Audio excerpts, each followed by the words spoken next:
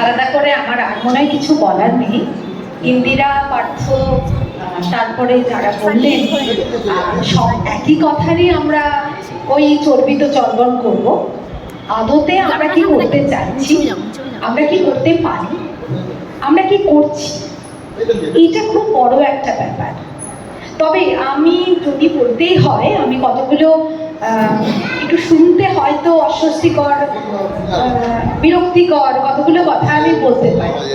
তার কারণ আমার একটা দীর্ঘ অভিজ্ঞতা আছে এই ধরনের, না হলেও একটি রিসার্চ ইনস্টিটিউটের বেশ কিছুদিন ধরে কাজ করার একটা ভালো খারাপ মিশ্রিত কিছু অভিজ্ঞতা আছে।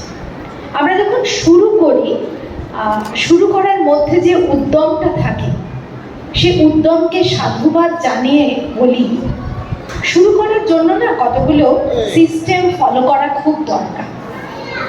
মানসিকভাবে আনন্দের সঙ্গে 10 জন বন্ধু মিলে বা 10 জন আশেপাশের মানুষজন মিলে একটা কাজ শুরু করলাম। পরিবারও তো আমরা একটা বিয়ের অনুষ্ঠান ধরুন, বিয়ের পরের দিন বা যে কোনো অনুষ্ঠানের পরের দিন আমাদের মূল আলোচ্য বিষয় কি থাকে? মাংসে নুন কম বা বেশি, বাস্তব ননদকে শাড়িটা ওইটা না দিয়ে ওইটা দিলে ভালো হতো, ঠাকুমার প্রণামীটা আরেকটু ভালো দিলে হতো নাকি? কখনো কোনো বাড়িতে হয়েছে বিয়ের পরের সমস্ত আলোচনা অত্যন্ত আনন্দের, যা হয়েছে হয়েছে, সব ভালো হয়েছে? হয় না। একটি যে কোনো সংস্থা, একদম একটি পরিবার যদি হয়, তাহলে সেখানেও কিন্তু আমাদের সমালোচনা শোনাটা অভ্যেস করতে হবে। প্রশংসা শোনাটা কিন্তু অভ্যেসের দরকার নেই। প্রশংসা শোনাটা না আমাদের একটা নার্ভের সঙ্গে যেন অ্যাটাচড, যে আমরা প্রশংসা, এই শাড়িটা, আমি আজকে শাড়িটা পরেছি, সকলে আমাকে দেখলে বলবে শাড়িটা দারুণ, আমি তো জানি বলছি। কেউ যদি আমায় বলেছে এ বাবা এই শাড়িটা না পরলে হতো না, পরের দিন আমার তার জন্য গড়গড় গড়গড় করতে শুরু করে। সংস্থাতে এই শাড়িটা না পরলে হতো না, বা প্রণামীর শাড়িটা দামি দিলে হতো না, এই মানুষের সংখ্যা কিন্তু বেশি। আরেকটা জিনিস, এই প্রশংসার বাইরে যেমন অভ্যেস করতে হবে, আরেকটা অভ্যেস করতে হবে, কতদিন নিজের পয়সা খরচ করে অর্গানাইজেশন চালাবো? সম্ভব? সম্ভব না। Revenue is the best part of organisation. You have to maintain this.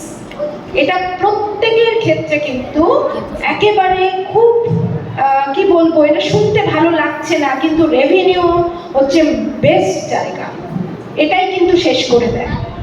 আমি আমার বাড়ি 3 দিন বাদে আমি বলবো, ইন্দিরা, অমৃতম অত্যন্ত কি বলবো, মানে প্রশংসার দাবি রাখে, কতগুলো অনুষ্ঠান করে, কিন্তু তবু আমি ব্যক্তিগতভাবে ইন্দিরার সঙ্গে আমার একটা বন্ধুত্বের সম্পর্ক। আমি সুশোভন এসেছেন তাকে হয়তো বলতে পারবো না, কিন্তু ইন্দিরার সঙ্গে যখন আমার ফোনে কথা হয়, আমি ইন্দিরাকে মাঝে মাঝে বকা দিই, এত খরচ করলে অনুষ্ঠানে তোমাদের রেভিনিউ জায়গাটা কোথায়?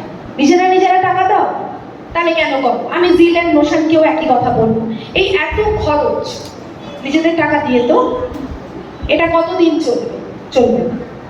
রেভিনিউর কথা ভাবতে হবে। রেভিনিউ আমার কিভাবে আসতে পারে? কখনো সেটা ফান্ডিং হতে পারে, যদি রিসার্চ অর্গানাইজেশনের মতো আমাদের মতো কোনো রিসার্চের কাজ করতে কেউ চায়, তাহলে আমি তাকে বলতে পারি কিভাবে ফান্ডের জন্য কোথায় অ্যাপ্লাই করতে হতে পারে, কিভাবে ফান্ড পাওয়া যেতে পারে, সেটা এক ধরনের হতে পারে।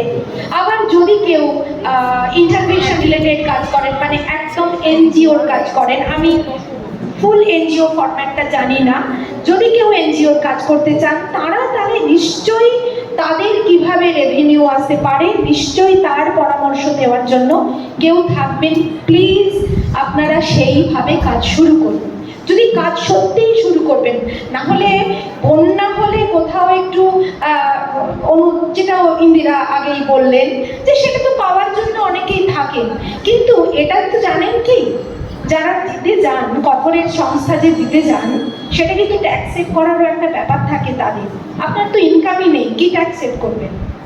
তো আপনাকে তো আগে সেই রেভিনিউ জায়গাটা ভাবতে হবে, তাহলেই কিন্তু একটা প্রতিষ্ঠান অনেক দূর অবধি যেতে পারে। আমার মানে কথাই তো আছে, সন্তান যেন থাকে দুধে ভাতে। আমার সন্তানের দুধ ভাতটা বলেই তো তবে আমি মাছ মাংসর দিকে এগোবো। আগে অর্গানাইজেশনের একটা ঘর দরকার, একটা নিজস্ব একটা অফিস দরকার, অফিসে যারা কাজ করবেন তাদের প্রফেশনালিজম দরকার, তারা যেন মনে করে এটা আমার ডিউটি।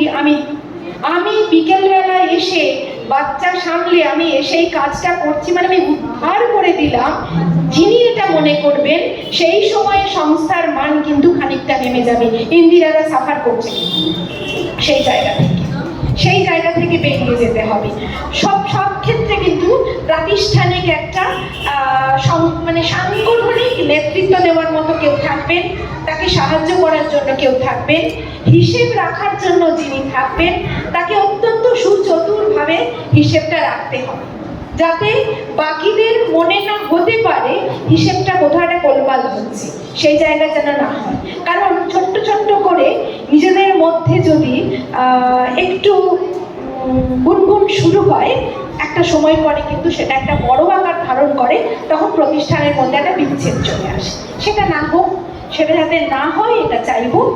আমি বলেইছিলাম শুরুতে এই কথাগুলো একদম শুনতে ভালো লাগবে না, কিন্তু সবে শুরু তো, চারা গাছের জল দেওয়ার টেকনিকটা একটু ঠিকঠাক করলে, আমার অভিজ্ঞতা থেকে বলছি, হয়তো ঠিক নাও হতে পারে, কারণ আমি দীর্ঘ প্রায় 17 বছর এই ধরনের সংস্থার সঙ্গে যুক্ত এবং আমরা খুবই প্রফেশনালিজম নিয়ে কাজ করি। আমি ইন্দিরা কফি ম্যান, আমাদের একটা কফি আড্ডা হয় মাঝে মাঝে, তারা আমাকে অনেক সময় বলে যে 5:30টায় আমরা কফি খাবো। আমি তাদেরকে অনেক সময় বলতে পারি বেরোতে পারছি না ভাই, বা ইন্দিরা আমি বেরোতে পারছি না, 6:30টার আগে বেরোতে পারবো না। এটা সকলের মধ্যে হওয়া উচিত। আমি ইনকাম করি না, কিন্তু আমি তো আমার শ্রমটা দিচ্ছি, এই শ্রম আমার কাজকে কিন্তু অনেক কিছু দিতে পারে। সেইটা থাকলে একটা অর্গানাইজেশন, যেহেতু সোশিও কালচারাল আমি দেখলাম সেখানে কিন্তু অনেকগুলো পার্ট আছে, সোসাইটি রিলেটেড কাজ, কালচারাল কাজ।